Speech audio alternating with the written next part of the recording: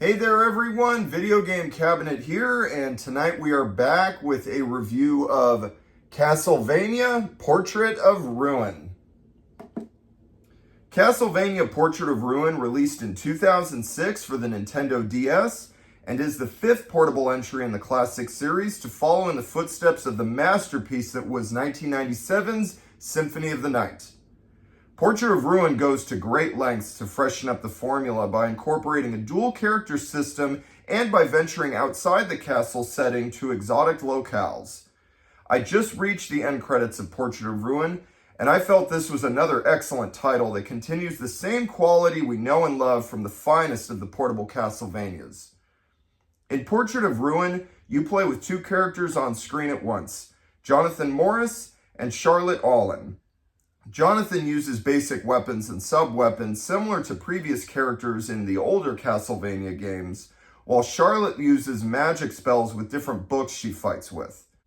You switch between making one character primary while the other does their standard moves with AI, but you can press the right trigger to use their secondary attack or press up and X to perform a special dual crush attack. I thought both characters were perfectly balanced with their own strengths and abilities, and I use them both 50-50% of the time. Portrait of Ruin is indeed a Metroidvania, but the flow and level layout is a little different this time around. Dracula's castle itself is rather small, but inside specific rooms hang mystical paintings that whisk the player away to far-off lands. These self-contained areas include an Egyptian pyramid, a circus of clowns, and the city streets of Europe. This variety does a lot to separate Portrait of Ruin from the usual Gothic settings we have grown used to, while still retaining the spirit and atmosphere of the series. A big part of that spirit and atmosphere is the gorgeous artwork within these environments, as well as the character and monster design. The 2D sprites are beautifully drawn, and the backdrops are a marvel to explore. And equally outstanding is Portrait of Ruin's soundtrack.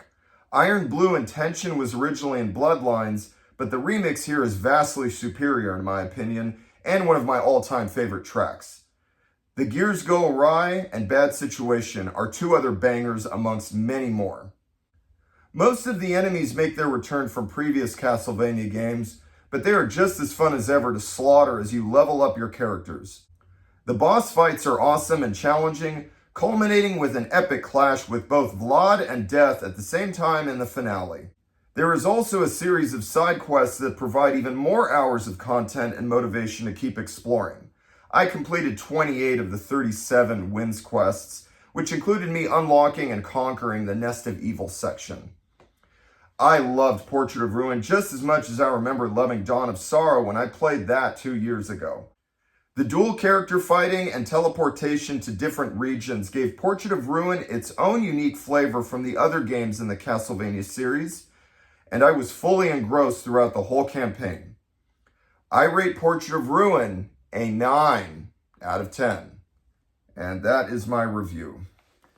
Yeah, that game was really, really good. It was great. I think it's definitely up to the standards of the best of the portable ones, and really just up there with all the great ones from this long series.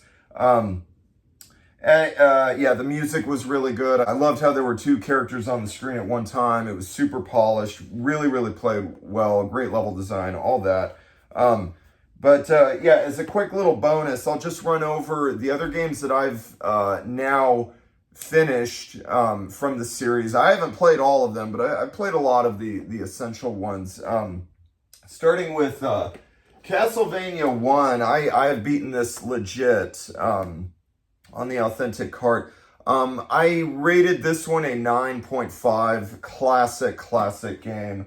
Castlevania 2, Simon's Quest. I beat this back in high school, but then I replayed it last year, and it definitely has flaws. This was the first one that was sort of that Metroidvania type where they had a big interconnected world where you could just go anywhere, but with certain areas locked out. But the lack of boss battles really, really did hurt it. Like the few 3 boss battles that they had were super weak.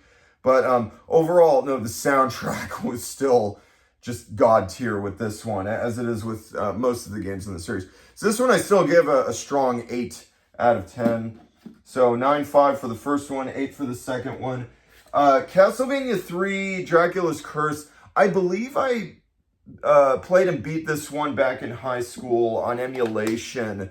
But last year, I actually went back and I played the Japanese version on the authentic cart and beat it legitimately. This version's a little bit easier than the American version, and it has better music. But this one, strong 9.5. Almost gave this one a 10. This game was just incredible. So Castlevania 3, or Akumajo Densetsu, as it's known in Japan. The next ones after that, I do have Castlevania Bloodlines somewhere around here, but I haven't played through this one yet. I've played a little bit of it on the Genesis Mini. It looks like a really good one, but and then there's Super Castlevania 4 that I have on the Super Nintendo Mini. I don't have the authentic CIB.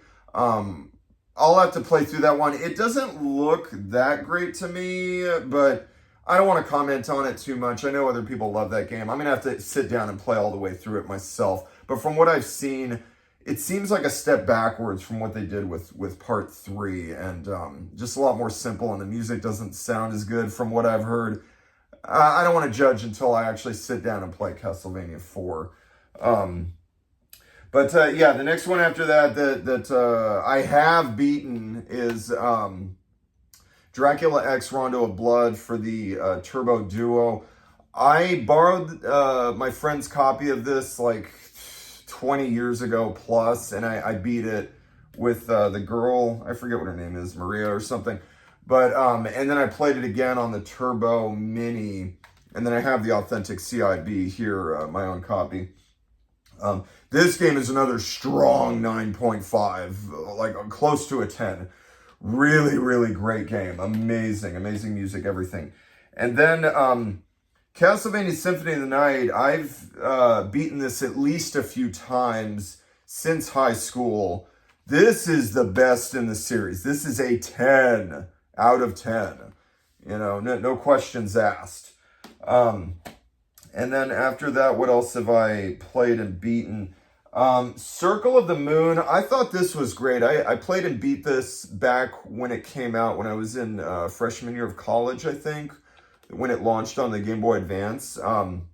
Great game. I remember thinking it was a 9-ish.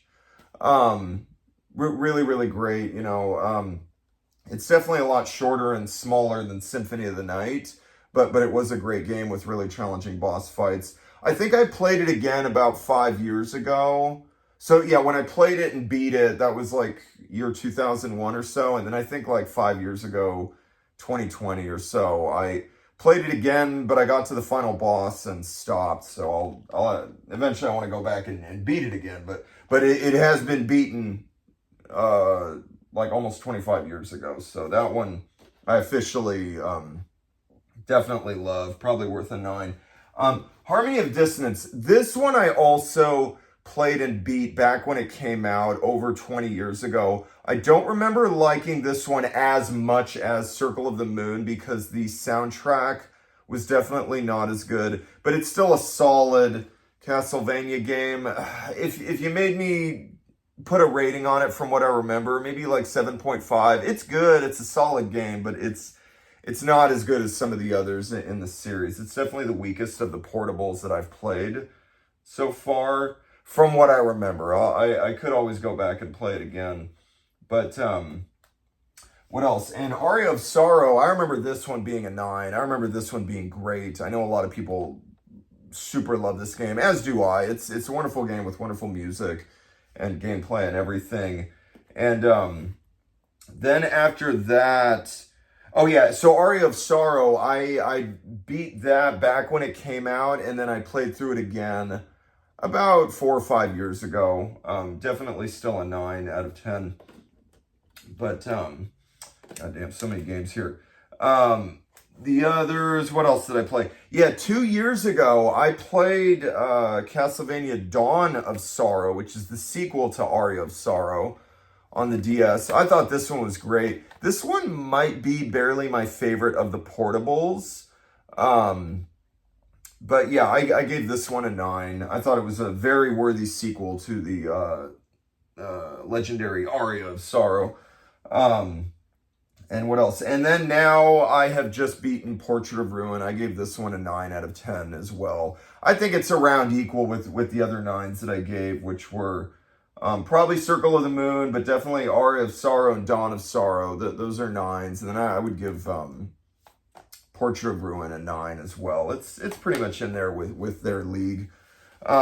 And then what's left is Order of Ecclesia. I got to beat this one next, most likely. I'm looking forward to this. So, of the 2D Castlevanias off the top of my head, the big ones that I want to play at some point in my lifetime, I got to do Order of Ecclesia. I got to officially do Castlevania Bloodlines all the way through, and Super Castlevania 4 all the way through, even though, like I said, Super Castlevania 4 doesn't look as great to me, but I can't judge it yet. I have to play all the way through it. So 3 big ones left of the 2D Castlevanias that I really want to play, that I'm excited. Order of Ecclesia, Super 4, and Bloodlines on the Genesis. And then, yeah, there's other games in the series that are 3D, and I think there were maybe some on the original Game Boy, but whatever. These are the ones that I really care about and wanted to absolutely play and look forward to playing again. All of these at some point in lifetime. It's a great series. I love, love, love Castlevania, but without question, the best one of the bunch is Symphony of the Night. 10 out of 10. This is absolutely, whenever I do a top 100 list of my favorite games of all time in the future and near future, this is going to be quite high. This one's really good. And just amazing music in almost all of these games. But anyway, so those are my thoughts on Portrait of Ruin. Great game. 9 out of 10 for Portrait of Ruin. And have a great night.